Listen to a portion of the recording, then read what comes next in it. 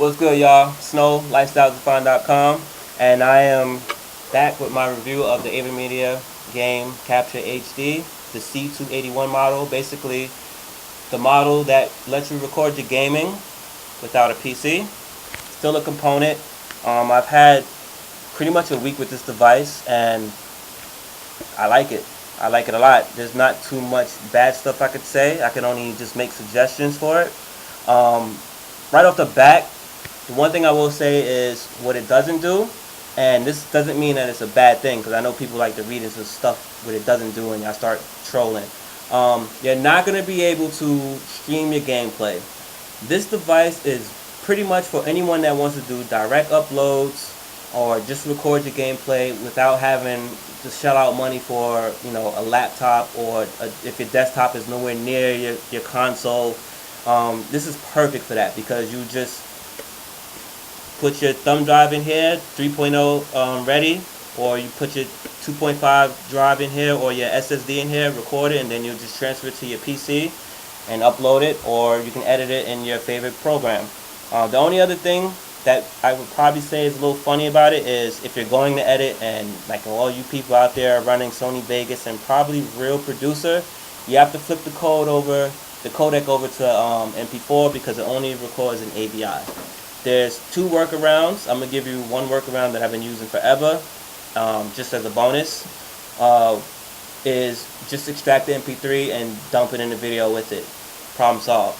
But AVerMedia actually knew that was going to be an issue, so they created a very lightweight converter, and the converter is fast. I transcoded a 1.5 gigabyte video in less than 2 minutes from AVI to MP4. Flawless. Same quality.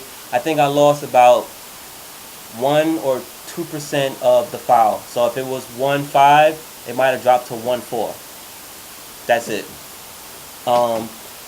What I liked about it is it was easy. The remote that comes with it, once you set it up, you press record. There's two recording modes with 3 settings.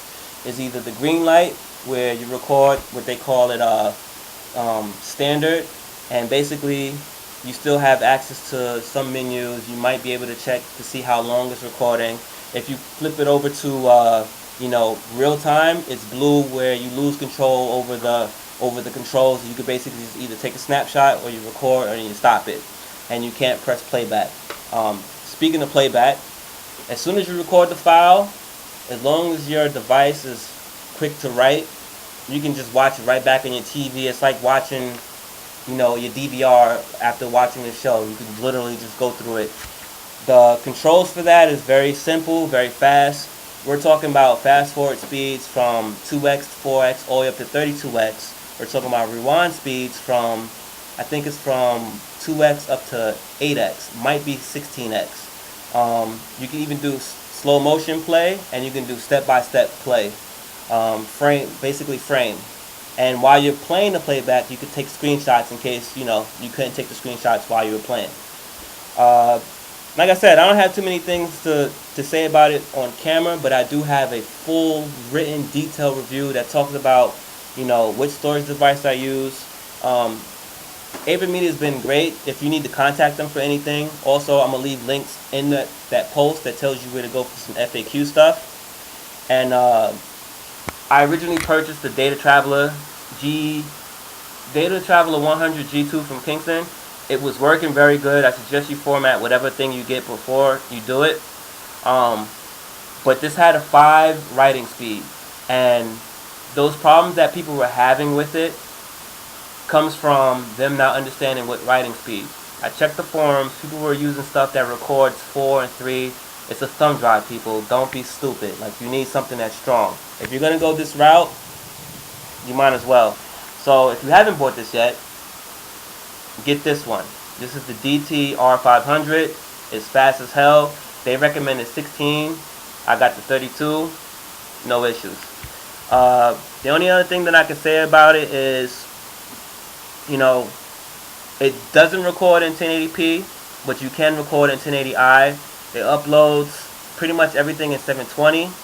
But if you record, like I think Call of Duty, and I hate to say that, Call of Duty does output in 1080i. It's one of the few games people were complaining about it doesn't record Battlefield in 1080.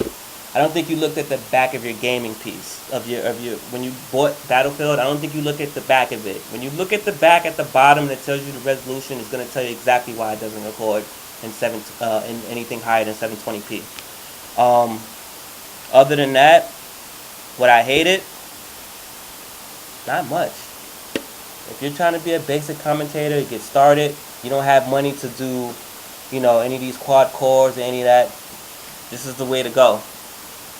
If you are looking for something where you're going to be streaming and you want to do some other wild stuff, you could probably pass over this, but this is still a good device, and I assume that the price is going to be a little bit more entertaining for everyone to jump in. So it got my stamp of approval. And again, for the full written review, detailed written review, before you ask any questions, check it out. It's going to be on lifestylesdefined.com. Description will be in the bottom.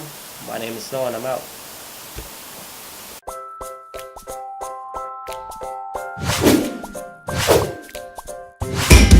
Audio Jungle.